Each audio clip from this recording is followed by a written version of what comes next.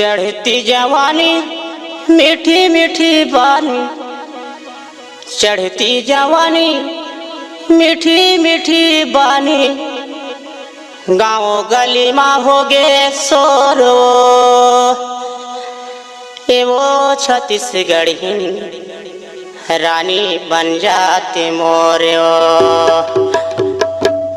और सुना था सोनी के दाई पता ना आन गाँव के टूरी मारे नजरिया, आन गाँव के टूरी मारे नजरिया।